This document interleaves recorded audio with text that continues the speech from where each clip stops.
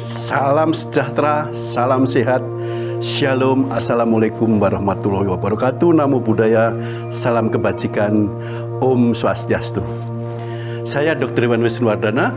Humanity episode ini mengangkat tema waspada nyamuk pembawa penyakit demam berdarah. Saudara, kesejahteraan hanya bisa diperoleh jika tubuh kita terjaga sehat. Itu sebabnya menjaga tubuh tetap sehat adalah prioritas. Dengan tubuh sehat kita bisa melakukan berbagai aktivitas, belajar, berolahraga, melakukan pekerjaan dan karya-karya yang berguna. Saudara, di awal musim penghujan seperti saat ini, kita perlu waspada.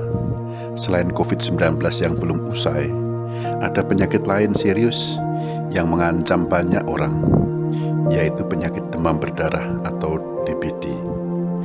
Penyakit demam berdarah disebabkan karena virus yang ditularkan oleh nyamuk, merupakan penyakit yang paling penting untuk diwaspadai karena efek penularan dan menyebabkan kematian yang cepat. Berdasarkan catatan dari Kementerian Kesehatan dari bulan Januari sampai dengan bulan September 2022, jumlah kumulatif kasus konfirmasi DBD dilaporkan sebanyak 87.501 kasus dan 816 kematian. Info Tribun Kesehatan.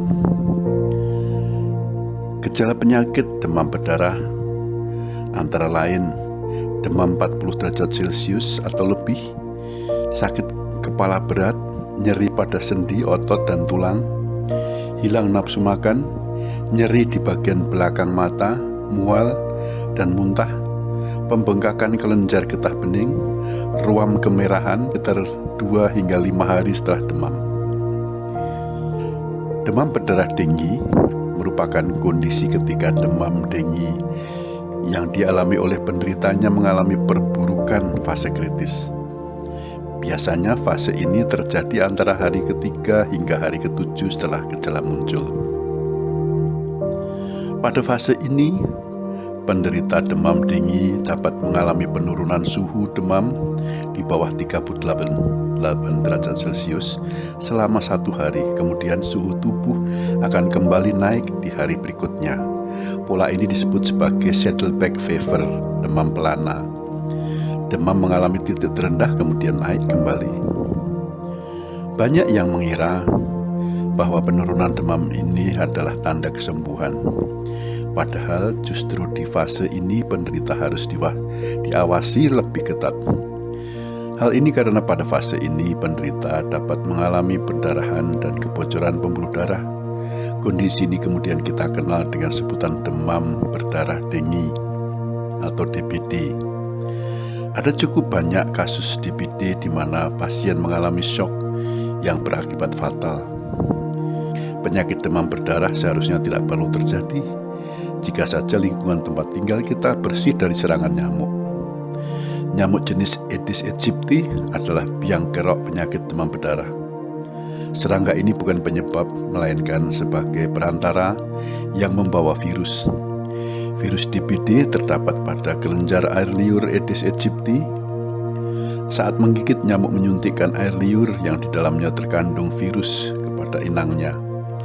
Sejak saat itu, virus DBD merasuk ke tubuh dan akan muncul gejala klinis berupa demam antara 4 hingga 7 hari kemudian. Mari kita mengenali jenis nyamuk Aedes aegypti ini. Aedes aegypti dewasa berukuran lebih kecil dari nyamuk rumah, Culex sp. Berwarna hitam dengan corak lurik, putih hitam di sekujur tubuhnya, terutama pada kakinya. Nyamuk jantan biasanya memiliki ukuran lebih kecil dari betina, serta terdapat rambut-rambut tebal pada antenanya. Nyamuk Aedes aegypti menyukai air jernih yang menggenang. Di musim hujan seperti saat ini, nyamuk meletakkan telurnya di genangan air yang tidak mengalir seperti di pot bunga, kaleng bekas, saluran yang mampet, selokan, got, dan sebagainya. Nyamuk jantan dan betina makanannya adalah sari buah dan nektar bunga. Nyamuk betina membutuhkan darah untuk pematangan telurnya. Itu sebabnya nyamuk betina akan menghisap darah hewan maupun manusia. Setelah menghisap darah, nyamuk Aedes aegypti memproduksi sekitar 100 hingga 200 telur setiap gelombangnya. Nyamuk betina dapat memproduksi telur sebanyak 5 gelombang dengan lama hidup lebih kurang 7 hari. Kemudian dia akan mati. Telur nyamuk akan berubah menjadi larva, jentik-jentik, yang kemudian berubah menjadi pupa dan terus berkembang menjadi nyamuk dewasa. Fase ini membutuhkan waktu 8 hingga 10 hari.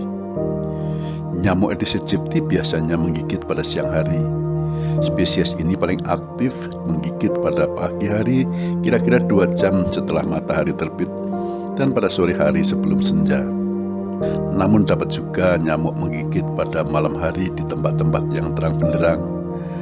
Dengan mengetahui karakteristik nyamuk Aedes aegypti, kita jadi tahu tindakan antisipatif yang harus dilakukan agar penyakit demam berdarah tidak menjangkiti orang di sekitar pemukiman kita.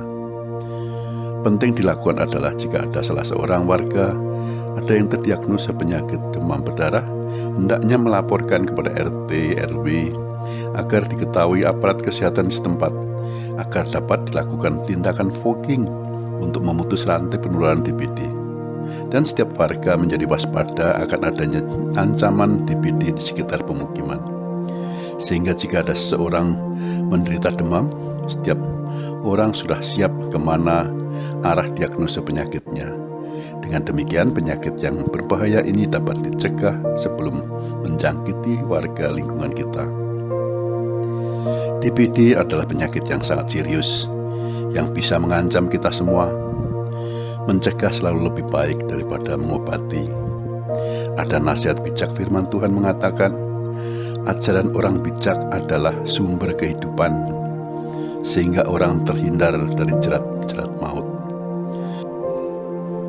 Salam sejahtera, salam sehat, shalom, assalamualaikum warahmatullahi wabarakatuh. Namo Buddhaya, salam kebajikan, Om Santi, Santi, Santi Om.